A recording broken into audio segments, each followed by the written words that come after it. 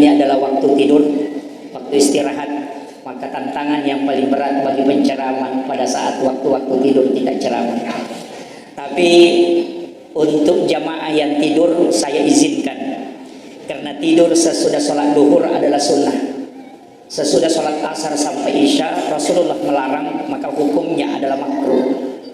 Sesudah sholat subuh juga makruh hukumnya. Kenapa? Dari dulu Nabiullah Musa alaihissalam itu pernah kena satu penyakit. Bahkan cucunya Rasulullah juga kena penyakit ini yang disebut dengan rihil ahmar, angin merah. Penyakit ini, angin ini membawa penyakit stroke, penyakit kanker, dan juga mimisan, darah segar yang mengalir di hidung. Cucunya Rasulullah Husain pernah kena selama 3 hari. Nabi Musa bisa jatuh dari kursi singgasananya hanya terkena angin ini, dan angin ini tidak bisa dihancurkan sampai dunia kiamat. Itulah sehingga nanti ya'ti bi akhir zamani min ummati, kata Nabi, nanti di akhir zaman umatku banyak terkena penyakit ini, yakni penyakit stroke. Makanya nanti yang banyak kena itu stroke ringan, karena itu adalah penyakit yang tidak bisa dihilangkan. Kita bersyukur malaikat Jibril membawa obatnya. Cuma memang kita dilarang tidur sesudah asar sampai isya, karena di situ dia akan masuk. Jibril membawa obatnya dengan satu doa, Allahumma inni a'udzubika minar rihil ahmari waddamil aswadi wadda'il akbari. Rasulullah berwasiat, siapa yang membaca doa ini maka dia tidak akan kena penyakit ini. Jadi kalau tidak mau kena kanker dan stroke, termasuk penyakit darah yang keluar dari hidung itu darah segar, maka baca doa ini sebelum tidur. Ini langsung dari Jibril, malaikat Jibril yang membawa obat ini. Doanya simple, Allahumma inni a'udzubika minar rihil ahmari waddamil aswadi wadda'il akbari. Tempatnya penyakit ini ada 2. Yang pertama adalah di belakang daun pintu, yang kedua di dalam WC. Makanya ketika ada orang jatuh WC itu jangan selamat. Yang jatuh di WC itu jangan selamat, karena memang penyakit ini yang tinggal di situ. Makanya ulama kita dari dulu selalu mengajarkan, kalau tidak bisa menahan kantuk sesudah asar, kalau mau tidur usahakan baca doa ini. Itu kalau di bahasa Indonesia kan, Allahumma inni a'udzubika minar rihil ahmar, saya minta perlindungan kepadamu ya Allah dari rihil ahmar, angin merah, waddamil aswadi, dan dari darah hitam, wadda'il akbari, dan dari penyakit besar. Orang tua dulu di Bugis itu selalu mengajarkan, ketika membuka pintu pertama di pagi hari, jangan coba-coba berdiri pas di depan pintu terkena hembusan angin pertama, karena di situ dia bisa masuk. Nah, itu makanya di dalam hadis Rasulullah, kalau kita buka dalam kitab Imam Sarnuji dalam kitab Ta'lim Muta'allim, itu melarang kita melakukan salah satu larangan dalam hadis, tidak boleh bersandar di daun pintu. Kalau ada orang sering sandar di daun pintu kemudian kena penyakit, itu susah disembuhkan. Yang kedua, ternyata bisa menolak rezeki selama 40 hari. Itu dalam kitabnya Imam Sarnuji. Orang tua dulu cuma bilang pamali. Pamali kalau di bahasa Bugis itu sebenarnya adalah satu kearifan lokal yang dipakai oleh para ulama kita untuk tidak memvonis seseorang langsung haram atau bid'ah. Itu adalah kalimat yang dipakai paling sederhana adalah pamali. Pamali ini bisa mewakili makruh, mustahab, baik. Jadi bisa juga mewakili haram. Makanya orang tua dulu itu ilmunya tinggi, karena dia belajar langsung sama waliullah. Sayyidina Ali karamallahu wajhah, itu sahabat Nabi Pak, punya gelar Abu Bakar As-Siddiq karena dia membenarkan peristiwa Isra dan Mi'raj.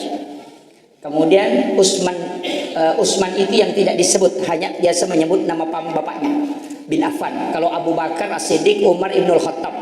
Kalau Umar itu disebut dengan Al-Faruq. Kenapa Al-Faruq? Karena dia bisa membedakan antara haram dengan halal. Yang paling tahu tentang hukum itu Umar, makanya disebut dengan Al-Faruq dari kata Furqan. Sayyidina Ali disebut dengan karamallahu wajhah, yang dikeramatkan oleh Allah wajahnya. Kenapa?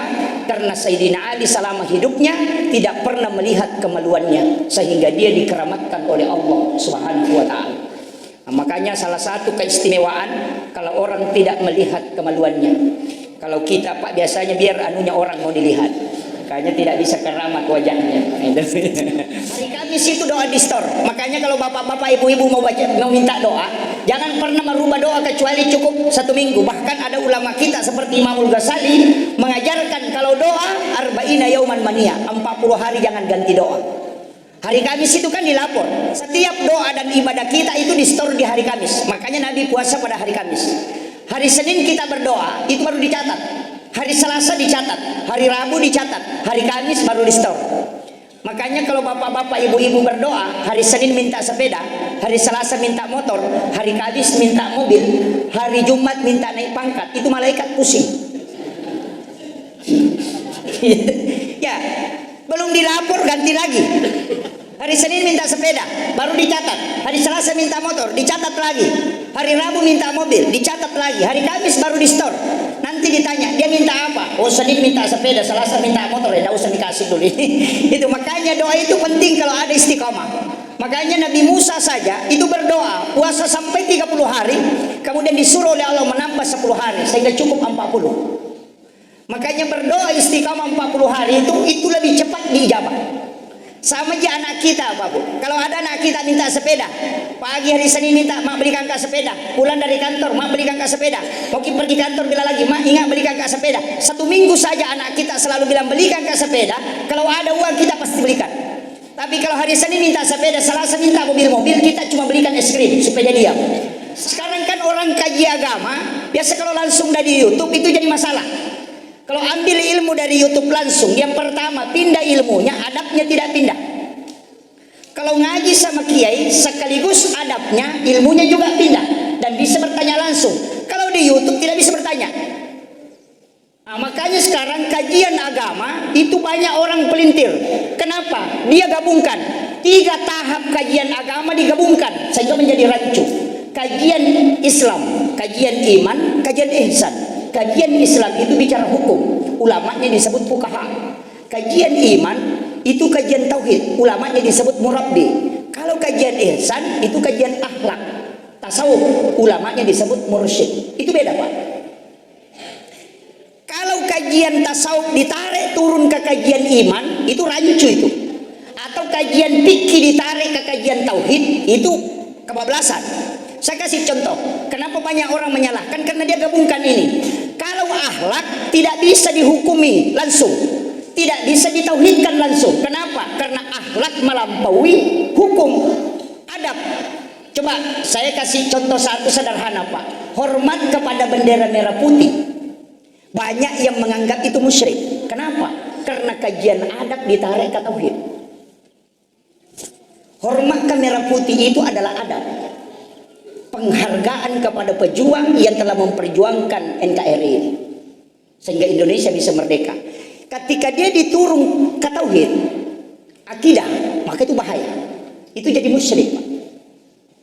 Makanya sungkeman kepada orang tua itu adab. Ketika dia turun ke tauhid, itu menjadi musyrik karena tidak boleh sujud selain kepada Allah. Tapi sujudnya orang ke orang tua ketika dia mencium tangannya itu ta'zim namanya, itu adab, bukan akidah. Coba bedanya. Kalau fikih tetap pada posisinya, pasti berdebat, Pak. Kalau fikih itu orang berdebat karena Allah yang bilang, "Walizalika khalaqahum." Demikianlah aku ciptakan engkau, tidak satu paham. Makanya kalau orang mau berdebat di fikih, Pak, pasti berdebat. Makanya Syafi'i, Maliki, Hanafi, Ahmad bin Hambal itu kajian fikih. Pasti berbeda. Coba saya kasih contoh satu. Orang yang menyumbang, Pak, pelaku narkoba, kalau dia sudah jual narkoba kemudian dia sedekahkan uangnya ke masjid, apa boleh diterima atau tidak? Kalau fikih Syafi'i, Maliki, Hanafi, Ahmad bin Hambal mengatakan haram, tidak boleh. Kalau diterima itu mutlak kita kena hukuman. Tapi kalau Profesor Dr. Yusuf Kardawi kebalikannya, dia mengatakan kalau pemain judi bersedekah dan itu uang haram, terima, jangan tolak. Kenapa? Kalau kau terima dia pakai main judi, tambah dosa lagi dia. Tapi kalau kau ambil itu tidak berdosa. Karena dia tidak berdosa, cuma uangnya ini harus dipisahkan. Tulislah misalnya di kotak sumbangannya pemain judi. Di mana dipakai? Ketika bangun WC pakai di situ. Ketika bangun menara pakai di situ. Ketika bangun pagar pakai di situ, karena dia tidak ditempati untuk sholat. Ketika kalau dia bertobat itu akan menjadi kebaikan. Tapi jangan engkau tidak menerima, karena kapan engkau tidak terima, dia pakai beli minuman, dia pakai beli sabu-sabu, dia pakai main judi, dia pakai main perempuan. 4 dosanya gara-gara kau. Coba, Yusuf Qaradawi. Makanya Imam Al-Jazuli masih takut dengan itu. Ulama seperti Imam Al-Jazuli itu mengatakan, wah kalau diambil, dialihkan ke situ, jadi masalah juga. Makanya kalau mau aman, bikin kotak amal besar, simpan di depan pintu masjid, suruh orang masukkan ke situ. Baru setiap bulan diambil, masukkan ke masjid, dipakai membangun kemana saja silahkan. Nanti di hari kemudian kalau panitia ditanya, uang dari mana nih? Kasih tahu, saya cuma ambil di kotak amal, saya tidak tahu dari mana. Selesai persoalan. Makanya ulama-ulama kita itu pakai kaidah-kaidah. Tidak langsung mentok, langsung haram, langsung bid'ah, langsung masuk neraka, langsung musyrik. Tidak, karena ada tahapan hukum. Dakwah saja Pak, ada namanya dakwah, fikih dakwah, ada fikul ahkam. Kalau fikih dakwah itu pasti bertahap. Kalau fikul ahkam itu mutlak. Saya biasa ditanya, Ustaz, bagaimana hukumnya kalau ada orang puasa Ramadan tapi tidak sholat fardu? Banyak itu Pak di masyarakat. Puasa-puasa tapi dia tidak sholat. Kalau fikul ahkam, fikih hukum, pokoknya biar puasa tidak sholat masuk neraka. Biar puasa, sholat tapi tidak bayar zakat, masuk neraka. Coba, kalau fikul ahkam, tapi kalau fikih dakwah tidak. Oh sudah puasa tapi belum salat, nggak apa-apa. Yang penting kau pergi tarawih. Nanti di sholat tarawih baru ustaznya ceramai, baru dia sholat. Karena kalau kau bilang tidak masuk neraka, kalau sholat, puasa tidak sholat, masuk neraka, pasti dia bilang, kalau begitu tidak usah sampai puasa. Tidak ada bina kerja tuh. Makanya ulama kita dulu begitu, bertahap. Nah, di sini kita mau coba meneladani Rasulullah. Saya Pak tidak usah jauh. Orang tua dulu itu tahu akhlaknya Nabi, tahu persis. Kalau diceramahkan setiap maulid, orang bisa hafal Pak. Cuma susah mengingat. Ini ilmu untuk ibu-ibu. Rasulullah pernah berwasiat, setiap Jumat pertama, subuh Jumat pertama setiap bulannya, Jumat pertama setiap bulannya, bikinkan suami kita air minum, apakah kopi atau teh atau susu, aduk mengikuti arah tawaf, baca inna ansalnahu, tapi harus adukannya mengikuti arah tawaf, baca inna ansalnahu, baru letakkan sendok pengadu itu di tengah-tengah, nanti berhenti air itu berputar, baru bacakan inna a'taina satu kali, surah Al-Kautsar. Baru kasih suami kita dia minum, sisanya kita minum sambil membaca inna a'tainakal kautsar. Tidak ada istri yang diceraikan oleh suaminya yang mengamalkan itu. Aduk mengikuti arah tawaf, baca inna ansalnahu, baru pas di tengah-tengah sendoknya kita letakkan, nanti selesai air itu berputar, baca inna a'tainakal kautsar, selesai baru diangkat. Minuman itu kasih ke suami. Dia minum sebagian, sisanya kita minum sambil membaca surah Al-Kautsar. Itu tidak akan diceraikan. Kenapa Aisyah merengek minta sisanya Nabi? Itu karena itu yang dia cari. Makanya bapak-bapak saya kasih tahu, subuh Jumat pertama setiap bulan habiskan kopinya kalau mau salaman. Makanya Nabi mengatakan, siapa yang cinta kepada surah Al-Kautsar, maka dia akan mendapatkan syafaatku kelak di yaumil akhir. Dan surah inilah yang bisa menenangkan kalbu yang dalam keadaan gundah gulana. Ketika ada orang yang meninggal keluarga kita, kemudian kita bersedih, perbanyak mengamalkan surah ini. Karena surah ini mengobati hatinya Nabi ketika anaknya yang bernama Ibrahim wafat. Maka Nabi sedih dan diturunkanlah surah ini untuk mengobati kesedihannya Rasulullah. Nah, makanya ibu-ibu kalau goreng telur kemudian meletus, bacakan surah Al-Kautsar, itu tidak meletus. Iya, biasa telur pecah itu kalau digoreng itu meletus. Orang tua dulu selalu ajarkan, baca surah Al-Kautsar baru kau goreng, itu tidak akan meletus. Yang kedua, kalau kita naik kapal Pak, atau naik pesawat, atau naik kapal laut, kemudian ombak besar, baca surah Al-Kautsar dengan satu napas kemudian sholawat, insya Allah itu tenang itu. Bayangkan kalbunya Rasulullah bergejolak, itu tiangnya aras bergerak Pak. Tapi ketika surah ini turun itu didiamkan. Makanya surah ini cuma 3 ayat, tapi itu bisa mendiamkan tiangnya aras.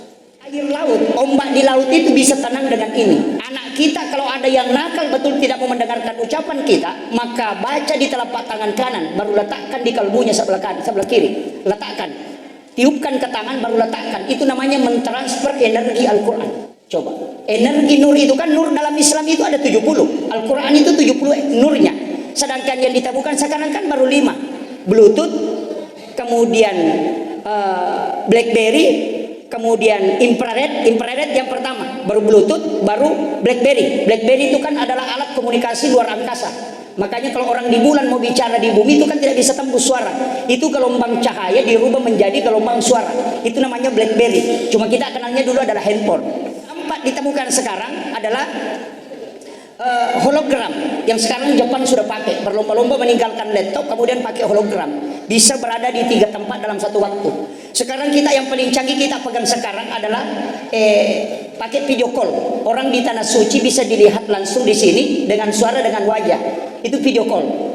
Makanya Guru Kiai Jadul Rahman Ambodale bisa khutbah di 2 tempat, itu sebenarnya pakai video call energi Al-Quran. Itu bisa diilmiahkan, Pak. Kenapa bisa, Pak Ustaz? Bisa. Coba kalau orang bermimpi Pak tidur, 5 menit dia tidur, dia mimpi dari Jakarta bolak-balik. Padahal dia cuma 5 menit. Dia tidur satu bantal dengan kita, tinggal di ranjang Rosman sama-sama. Cuma dia berada di satu alam karena dia mimpi. Orang mimpi itu, Pak, matanya tertutup ketika tidur, tapi dia bisa melihat. Mata apa yang dia pakai melihat padahal matanya tertutup? Coba. Itu dikaji ulama tasawuf dari dulu dan itu dibuktikan. Waktu sekarang, Pak, kita bisa tahu karena kita melihat jam. Sekarang akan datang dan yang telah lalu. Siapa yang bisa tahu itu? Hanya melihat jam. Tapi kita, waktu ini tidak wujud. Yang wujud diri kita. Tapi ketika kita lepas dari sesuatu yang tidak wujud, maka bisa berada di satu tempat dalam waktu yang cepat. Itulah yang dipakai ketika orang pakai handphone.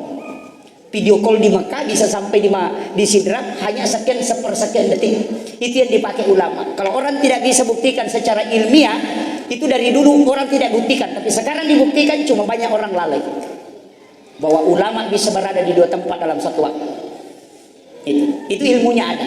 Nah, cuma tidak diajarkan terbuka karena saya juga belum tahu. Maka itu motor taruh ke pasengaran nasabayan itu malampe.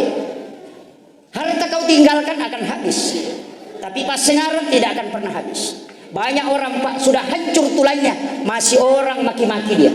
Kalau disebut namanya langsung jadi si anu. Nah, makanya kalau mau diingat baik, satu kuncinya dermawan. Itu je, Pak. Ya kau angkat tahu majasi, Pak. Ya kau melok patat dengan jasi pana. Suruh bani magala mak bereh. Karena sifat jelek bisa hilang dengan sedekah. Bisa, Pak. Coba kalau ada orang jelek sekali baru sering bersedekah, pasti orang lupa. Anggota dewan saja biasa silaturahminya 1 kali 5 tahun. Nanti mau dipilih baru bagi-bagi beras lagi. Dan pasti selalu masyarakat bilang bagusnya Bapak padahal cuma 1 kali. Dia lupa semua keburukan. Makanya ulama mengatakan tutupi keburukan dengan banyak bersedekah. Sifat dermawan ini, Pak, bagus. Kalau dia sama orang miskin bagus, tapi tempatnya paling bagus sama orang kaya. Kalau orang miskin dermawan, Pak, ya ada lelo cili. Jadi makada meloki mak bangun masigi, nasi lodomuki. Tidak, doa saja. Tapi kalau orang kaya langsung dia bilang semennya saya tangguh, besinya saya tangguh, gaji tukang sama saya tangguh. Tapi kebalikannya, Pak, kikir ini sifat paling jelek. Kenapa? Orang kikir saja tidak suka. Iya, angka kapuji seke. Mau tahu seke, cacati tahu seke. Iya, kau nggak tahu seke, nasa seke payano pada liwat pialena. Nah, sebenarnya Rasulullah itu, Pak, malam 1 Rajab, nurnya itu diturunkan oleh Allah dari langit, turun ke perut ibunya, Aminah. Makanya setiap malam 1 Rajab itu pintu langit terbuka. Makanya kalau mau doanya mustajabah, berdoa di malam 1 Rajab. 1. Yang kedua, malam nisfu Sya'ban, berdoa. Di situ juga pintu langit terbuka. Yang ketiga, malam 9 Zulhijjah, itu malam hari Arafah. Berdoa juga di situ, itu pintu langit dibuka. Kemudian malam 10 Zulhijjah, hari raya Lebaran Idul Adha, dan malam 1 Syawal, itu malam hari raya Idul Fitri. Orang yang berdoa pada 5 malam ini itu tidak ditolak doanya, karena itu tidak melewati, tidak terhalang oleh pintu langit, karena semua pintu langit terbuka. Nah, makanya Guru Kiai Muhammad Said Abdul Ghani, kalau ada yang dari Kalimantan, dari Martapura, pasti kenal Kiai Muhammad Said Abdul Ghani yang disebut dengan Guru Sekumpul Martapura. Itu berwasiat, siapa yang mau jasadnya hilang di kuburan, cukup jangan tidur pada 5 malam ini. Mulai dari maghrib beribadah, apakah mengaji atau sholat sunat atau tafakur, sampai subuh. Yang mengamalkan itu setiap tahun, maka dia akan dijemput jasadnya di alam kubur. Guru Kiai Jadul Rahman Ambodale, Guru Kiai Fathuddin Sukara, mantan almarhum almarhumlah, Ketua Majelis Ulama Indonesia Kabupaten Sidrap.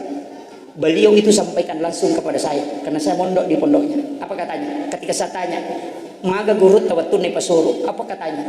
Guru ta itu wali Allah. Karena pada saat saya mengambil ketika orang lepaskan dari atas itu masih ada. Pada saat saya letakkan di lahat itu sudah hilang. Saya buka kain kafannya, hanya kapas yang ada di dalam, tidak ada orangnya. Orang yang dijemput itu Pak tidak sembarang. Kalau dalam risalah hanya 4. Tapi bisa dijemput di kubur itu tidak sembarang. Itu adalah salah satu amalan yang diajarkan para ulama. Makanya yang mampu melakukan itu silahkan. Kita saja bisa begadang tunggu main bola main Liga Champion, apalagi kalau begadang. Tapi itu 5 malam. 1 Rajab, nisfu Sya'ban, 9 Zulhijjah, 10 Zulhijjah dan 1 Syawal. Itu 5 malam. Itu intinya. Kemudian Rasulullah diciptakan pertama itu nurnya Pak. Nurnya Muhammad. Makanya Nabi Adam juga itu bersalawat kepada Rasulullah. Padahal dia kan terakhir. Makanya ibu-ibu, bapak-bapak kalau tidak mau pakai kacamata, mudah-mudahan saya diberkahi dengan doa ini. Orang yang sering pakai HP di layar TV itu, depan layar komputer, itu biasa matanya cepat rusak. Tapi ada satu doa yang dibaca Nabi Adam, Rasulullah jamin itu, siapa yang membaca doanya Nabi Adam ketika dia melihat wajahku di kedua kukunya, dan dia baca, dia usapkan ke matanya, maka dia tidak akan buta hingga dia meninggal. Itu janji Nabi. Makanya kalau orang azan kemudian membaca asyhadu anna Muhammadar Rasulullah, pertemukan kedua ibu jari, baru cium ke hidung, baru baca marhaban bika ya habibi qurrata aini ya Rasulullah, baru usapkan ke mata 3 kali. Itu tidak akan buta matanya hingga dia meninggal. Kalau tidak mau pakai kacamata, cukup pakai itu. Sudah hafal? Saya ulang, marhaban bika ya habibi qurrata aini ya Rasulullah. Kalau tidak hafal itu pakai yang kedua. Kalau berwudu sebelum sholat, ketika membasuh muka jangan tutup mata. Pada basuhan kedua dan ketiga, pertama tetap tutup, yang kedua jangan tutup mata. Itu akan mengobati mata. Itu obat yang paling bagus. Itu air wudu. Kalau masih tidak bisa, pakai yang ketiga. Ketika membaca Al-Quran, di dalam Al-Quran itu ada kalimat Sami'un Basir. Letakkan kedua ibu jari. Ini dari ulama kita, ulama Safu ini, letakkan kedua ibu jari di atas ayat itu, kemudian masukkan ke langit-langit, baru tekan di mata, baca salawat 3 kali, baru kasih lewat ke kuping telinga, baru tekan, baru baca la haula wala quwata illa billah. Tidak akan buta dan tidak akan tuli hingga dia meninggal. Itu tidak berubah itu. Kalau masih tidak bisa, pakai yang keempat. Ini yang terakhir. Pergi ke toko kacamata, ukur baru bayar. Insya Allah itu yang terakhir. Tidak ada bacanya. Iya. Itu obat Pak. Itu obat mata yang diajarkan dari dulu. Makanya kita sebenarnya, saya pernah dapat di satu kitab hikmah. Saya itu sering pakai obat air wudhu. Kalau sudah berwudhu berdoa, mengangkat tangan. Tapi tidak semua wudhu. Kalau kita sudah mengangkat tangan begini, ada air yang dikinggeli di ujung siku ini. Ada air itu tidak mau menetes. Kemudian ada di ujung hidung dan itu geli kayak gatal. Di sini kiri kanan, kemudian di ujung hidung. Kalau orang punya penyakit yang parah, ambil itu. Gabungkan yang 3, baru bacakan salawat, baru minum. Itu obat. Makanya orang selalu mengatakan cari air berkawudu. Cuma orang tidak temukan itu Pak. Tapi tidak semua wudhu. Kalau kita berwudhu mengangkat tangan kemudian berdoa, itu agak gatal, itu agak geli, dia berputar-putar, itu tidak jatuh. Maka ambil itu yang 3. 1 kiri kanan, 2 kemudian di ujung hidung, pasti bersamaan itu. Kemudian kumpulkan ke tangan, baca salawat, kemudian minum. Itu obat yang paling bagus. Saya sering pakai itu. Kalau orang mau awet muda, pakai itu. Salah satu fungsinya itu untuk awet muda. Kalau yang sudah tua tidak usah pakai, nanti awet tua. Dia gak tahu suku di Cina. Tidak ada. Siapapun pasti ada kekurangannya. Jadi pemimpin Pak pasti diprotes. Saya kemarin ditanya di Kalimantan, Pak Ustaz, apa pekerjaan yang tidak ada resikonya? Saya bilang cuma 1. Pekerjaan yang tidak ada resikonya, jual batu nisan. Insya Allah tidak ada resikonya. Iya, kalau kau pejabat pasti ada resikonya. Luqmanul Hakim sudah membuktikan. Nah, kau mau lihat, setiap dikerjakan pasti ada yang protes. Itu unta kau ambil. Dia tarik unta, anaknya yang usir untanya dari belakang. Lewati satu kampung dikasih tahu, itu orang bodoh. Kenapa tidak naik? Makanya dia bilang, ayo kita naik 2 nak. Karena kita bodoh kalau tidak naik. Sekalinya naik 2-2, lewat di satu kampung dikasih tahu, ini orang tidak ada kasih sayangnya ke binatang. Masa berdua ini berat sekali, kenapa berdua dengan anaknya? Nah, kasih tahu anaknya, karena salah kalau kita naik 2, turun kau nak, nanti saya di atas, kau yang tarik. Lewat di satu kampung orang bilang, orang tua tidak ada belas kasihan sama anaknya. Masa dia kasih jalan kaki, anaknya baru dia di atas. Sekalinya bilang, kau mimpi nak naik, saya turun. Pas lewat satu kampung, dia bilang, ini anak durhaka sama orang tuanya. Masa orang tuanya kasih jalan, baru dia duduk enak di atas. Coba, tidak naik salah, naik dua salah, naik bapaknya salah, naik anaknya salah. Dia bilang, kalau begitu nak, ambil ke bambu, diangku ini unta. Belum lewat di kampung, langsung bilang orang, minggir kok ada orang gila mau lewat. Itu. Makanya, pejabat begitu Pak, bupati perbaiki jalan, kita kira orang subur. Tidak. Pasti dia bilang, selama jalanan sudah diaspal, 10 ayamku mati ditabrak mobil. Tidak senang. Berlubang jalanan dia juga protes. Makanya kehidupan kita begitu Pak. Makanya kalau kita mau selamat, satu kuncinya, mulai karena Allah, akhiri karena dia. Jangan pernah berubah karena hanya penilaian manusia. Yang perlu kita istiqomah tetap di mana kita berjalan. Itu di kuncinya. Polisi ini Pak, polisi sekarang itu diuji. Dari kemarin saya melihat perkembangan media, saya mengatakan polisi diuji. Ingat, Suriah yang pertama dilumpuhkan bukan masyarakat, tapi keamanan. Ketika kepercayaan masyarakat hilang ke pihak keamanan, akan terjadi kekacauan. Maka ini sekarang orang berusaha meruntuhkan dua pilar negara kita, TNI dengan Polri. Ini sengaja Pak. Ini sengaja. Makanya saya selalu bilang, jangan kau sentuh negara Republik Indonesia. Karena NU juga akan menjadi lapisan paling depan itu. Kenapa? Karena kita mendirikan negara ini dengan penuh perjuangan para ulama. Makanya 22 Oktober ini kan besok hari santri, itu adalah resolusi jihad dari NU ke Hadratus Syekh Hasyim Asy'ari untuk melawan penjajah. Kenapa? Mempertahankan itu adil ulama. Makanya kalau kau benci pemerintahnya, kau benci presidennya, presidennya mau kau benci, jangan coba aduk negara. Itu aja kuncinya. Makanya Polri dengan TNI itu menjaga negara. Sekarang sama, makanya perahu Pak, kalau kau benci pilotnya, jangan kau kasih bocor di perahunya karena tenggelam semua itu. Kan begitu sekarang kan muncul itu. Dia benci presidennya, dia benci menterinya, negaranya yang dia adu. Itu yang jadi masalah. Silahkan kau benci pemerintah kalau kau tidak sepakat, tapi jangan coba menyentuh negara. Ini kan jadi masalah Pak. Ini yang muncul. Makanya modal kita, saya selalu pegang. Kalau sholat sunat subuh Pak, sholat sunat subuh, saya juga beritahu kepada seluruh pejabat di mana saya ceramah. Kalau sholat sunat subuh, rakaat pertama sesudah Fatihah baca Alam Nasrah, Al-Insyirah. Rakaat kedua baca Li'ila fi Quraisy. Itu di kitabnya Imamul Ghazali. Siapa yang mengamalkan ini, itu hadis Nabi. Siapa yang membaca ini pada sholat sunnah subuh, maka tidak ada musuhnya yang berani menjatuhkan dia. Saya kasih tahu ibu-ibu, hafal itu Bu salawat. Salawat yang saya baca itu, kalau orang amalkan satu kali pagi, satu kali malam, maka tidak akan pernah habis rezeki di tangannya. Itu kuncinya. Iya. Dan karena salaki di, ya karena salai mopi di macilaka tongang. Ya, celaka betul kalau bisa. Makanya pejabat itu kan rezekinya jelas, gajinya setiap bulan. Tapi orang mengamalkan ini pasti ada rezeki dari arah yang tidak disangka-sangka. Dan itu sudah turun-temurun para wali amalkan. Makanya saya kasih tahu, kalau mau rezekinya seperti hujan, amalkan itu. Kalau terlalu panjang, pakai satu. Apa? Yang paling pendek, Allahumma sholli ala Sayyidina Muhammad wa ala ali Sayyidina Muhammad karimil abai wal ummahat. 11 kali kalau maghrib, 11 kali kalau subuh. Tidak akan pernah susah perekonomian orang yang mengamalkan itu, dan anak-anaknya akan dijaga. Akhirul kalam, wallahul muwaffiq ila aqwamit thoriq. Assalamualaikum warahmatullahi wabarakatuh.